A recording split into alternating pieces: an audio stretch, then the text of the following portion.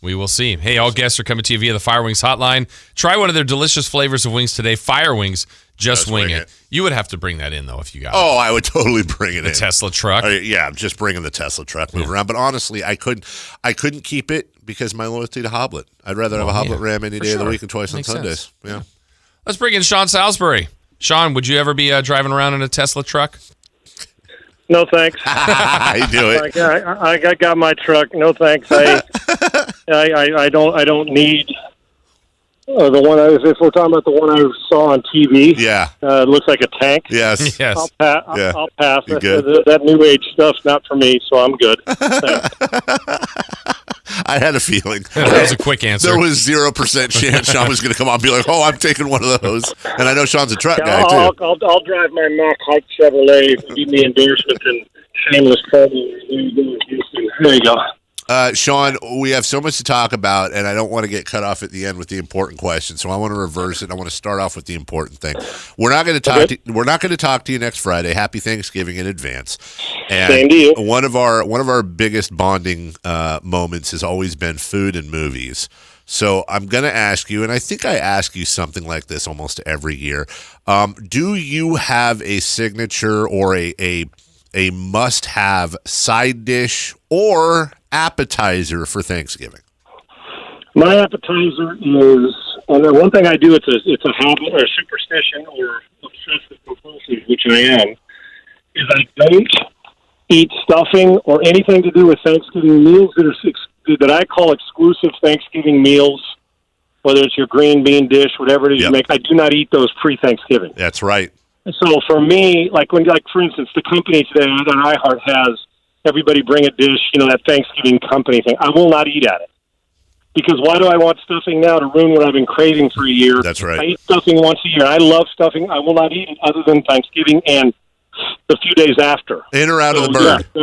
I do not. And bird, possibly at Christmas, which I'm a ham and turkey guy at Christmas, or prime rib. I do not eat it because I don't want to ruin what I love. So that's one. Appetizer for me is about 10:30 in the morning. Break out some meats and cheeses and mustards and crackers and all kinds of different meats where you slice them up and have them. That's kind of an appetizer. I've been deviled eggs. That's been a tradition in my family forever. So that's at 10:30, 11 o'clock when an early game comes on. But my side dish, I make a 4-cheese green bean dish that's not your typical green bean. I make it because I like to cook. And jalapeno cream corn. Those two are must-haves. The obvious, I love stuffing. I don't call it dressing. It's called stuffing. And there's some obvious stuff that goes on that I got to have. But for me, it's that green, and it's in an orange roll, too, but green bean casserole, but it's a 4-cheese that I make, and jalapeno cream corn that are both musts for my side dishes, no question. I have to have them. On the plate portion, how much of your plate will actually even have turkey? Is it all, or is it all the side dishes?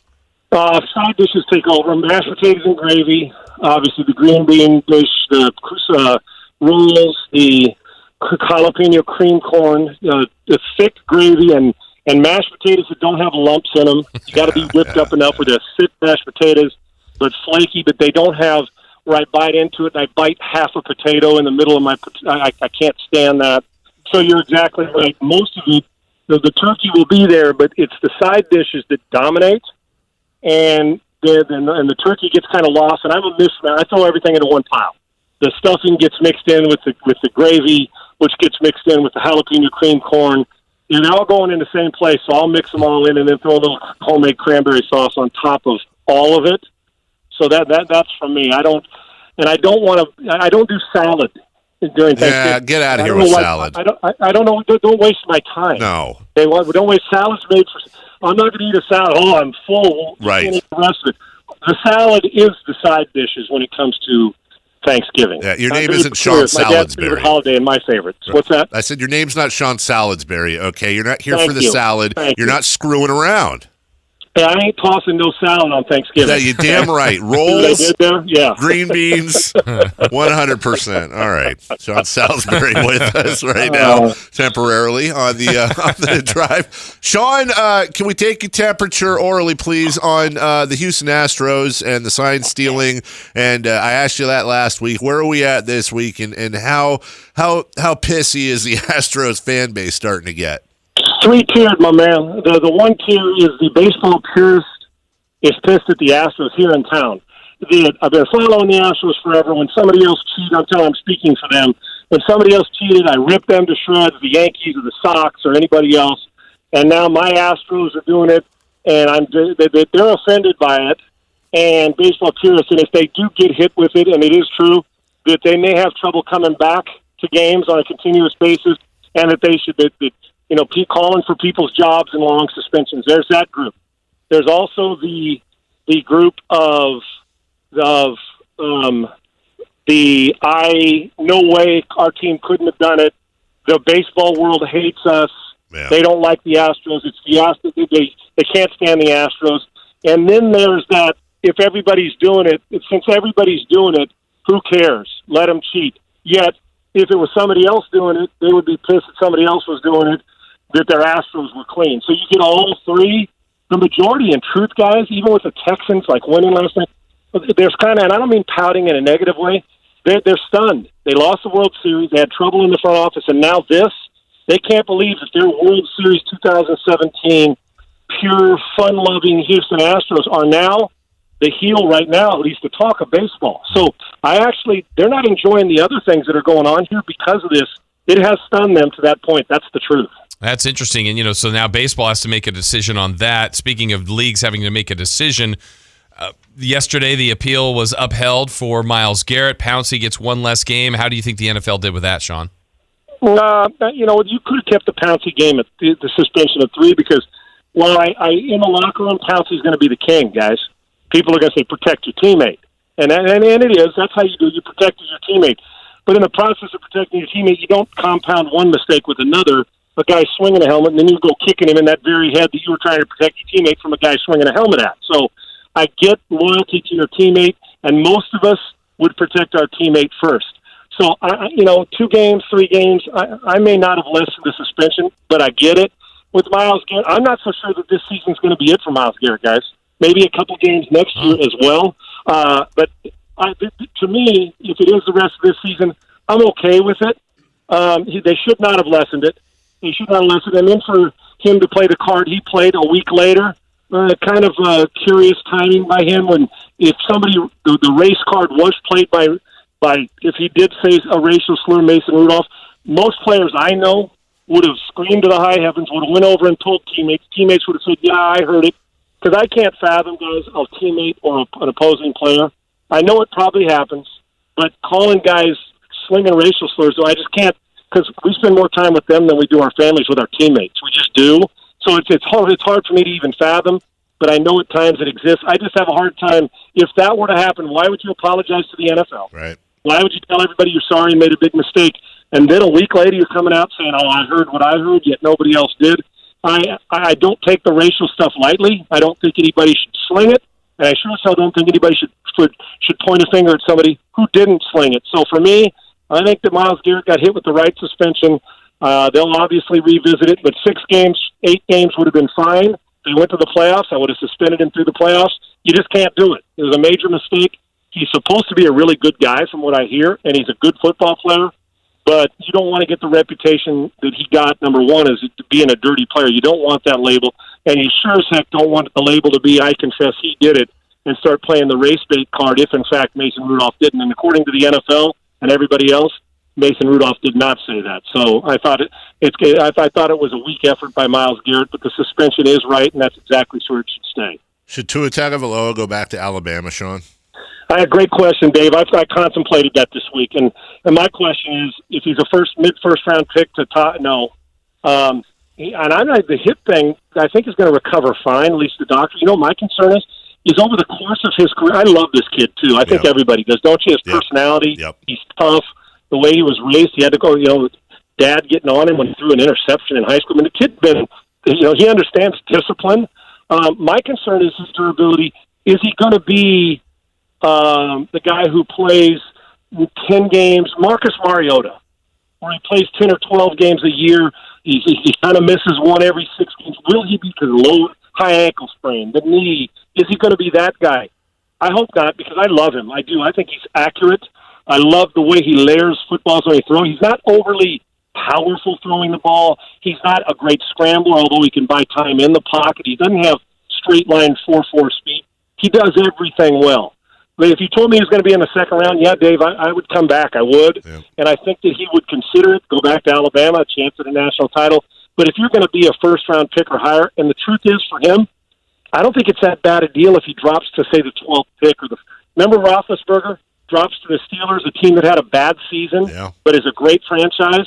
Guys, that happens to some guys, and they end up having a great career. So would you rather be Tua and be the first pick to Cincinnati, or maybe the Patriots trade up and you're the 14th pick, the 12th pick to the Patriots, and you get to go play behind Brady for a year or two, and then so that wouldn't be a bad deal. I don't think he's coming back, and if he's going to be a first-round, first-round pick, I wouldn't advise that he comes back. I think his time is now, and he'll rehab it and get going, but he is going to miss a lot of the offseason. That's a hell of a question, and one that I'm sure he and his family are at least going to pontificate about.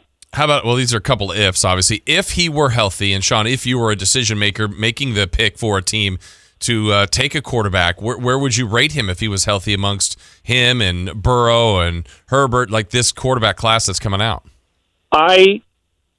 Depending now, system and coach would matter to me, but it's just on the pure ranks. For me right now, when you walk into a room, you guys know I think measurables are overrated. Tua's going to be about 6 foot tall, 6 foot and a half. Like Mayfield said, he's got thick legs, and I don't like guys. I think guys that have the thick lower half that can handle that. I like that because it tells me that they. And ironically, we're talking about injuries. It tells me normally guys like that can handle a little bit more punishment in the pocket. But for me, I think Burrow's the best. What did I think about 18 months ago, guys? In March of 2018, the dude was wondering where he's going to transfer. He goes to LSU. Now he's going to win the Heisman Trophy. He's throwing the ball, 35 to 45 times a game and completing 80%. He's got a legitimate chance to be the national champion. He's on the number one team in the country. He's tough. He can run. He has got swagger through the roof, and he throws a deep ball. He's spectacular, and we haven't seen enough of him. He's raw. Wait till he learns how to play. Burrow, number one. I think just pure raw talent. Herbert's number 2 for me. He walks into a room, he's going to take it over, guys, because he's big, 4.0 plus student, smart, came back to school. A lot of guys, when they come back, you wonder, well, what kind of year will he have? Only to the tune of 70%. He's thrown only a couple picks this year. He's got his team within 9 seconds, so they'd be number 4 on this list against Auburn in the opening game of being undefeated. Had they scheduled Slippery Rock, they'd be undefeated and scheduled. They'd be in the top 4 in the country right now. And Herbert came back to prove a point, and he's proved it. So I'd probably go those 3. The kid at Utah State's really good, but he's a raw talent, Love. And the other 2, Fromm and Jacob Eason. If I was Eason, I'd come back to school so I could be what Herbert was last year, next year, or this year to next year. I would come back and be in the Trevor Lawrence class. I think there's more room for him in the first round. And I love Jake Fromm. Fromm reminds me of he may not be Breeze accurate-wise, but that kind of guy. I'm not saying he's going to have a Breeze career, but solid, plays, accurate, tough, smart. You try to replace him, and you can never get him out of the lineup. Ask Fields about that. Ask Eason. He's forced 2 5-star quarterbacks to transfer. I think Fromm's the sneaky one. He's the type of guy you could see as a Patriot playing 15 years for Bill Belichick. So I think there's between 4 and 6 guys in the first round, which probably means 3 or 4 in the first round, and those are my top 5 or 6. We got a huge Sunday Night Football game out here, Sean. The 49ers hosting the Green Bay Packers. Top 2 seeds in the NFC. The Mike Shanahan coaching tree with his own son and Matt LaFleur. Interesting factoid here. The Packers play man coverage 56% of the time. Jimmy Garoppolo, top 5 in the NFL in completion rate, yards per dropback, and QBR against man coverage. What do you see in this game? Who's your pick? And give us a little nugget on what you see about Garoppolo, too. Dave, we've been talking about. I'm a huge fan. Yeah. I laughed, and I went on a couple shows in San Francisco, and I do pretty much weekly, but in the summertime.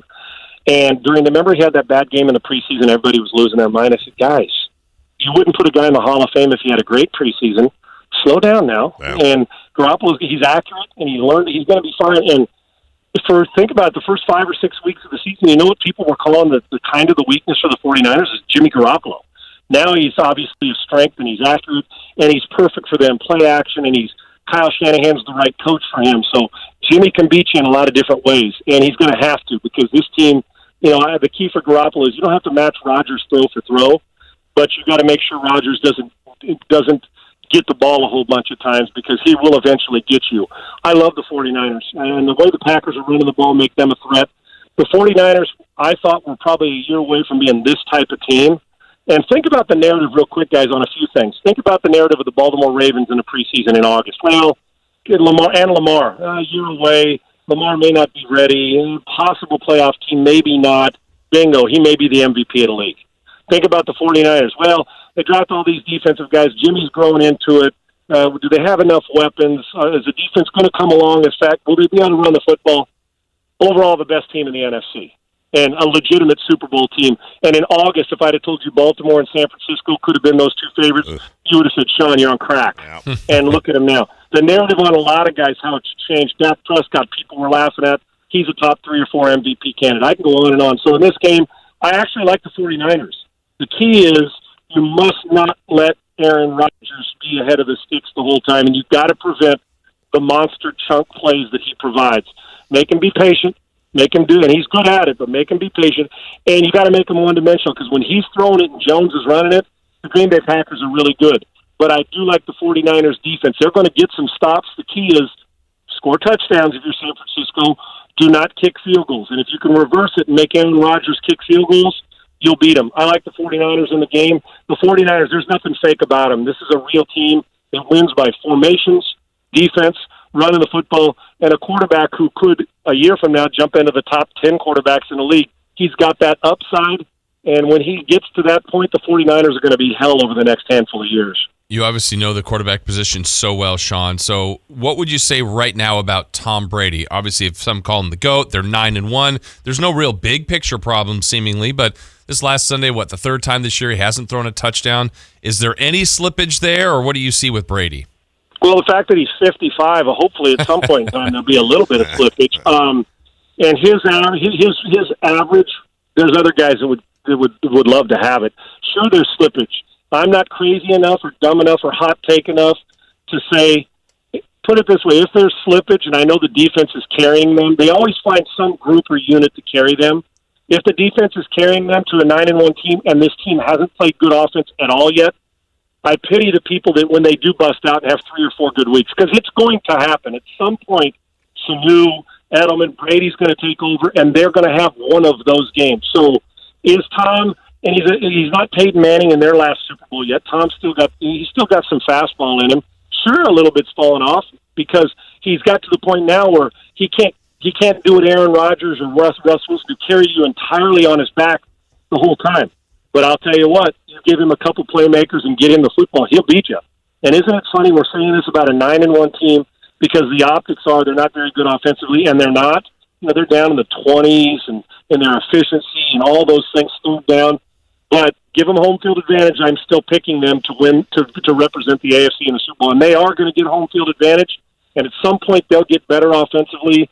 But like the 49ers, their defense is so good. And you guys tell me, in a Super Bowl game, with that defense that they have, would you bet that Tom Brady wouldn't come out and throw for 400 in the Super Bowl game? Yep. That's what I envision.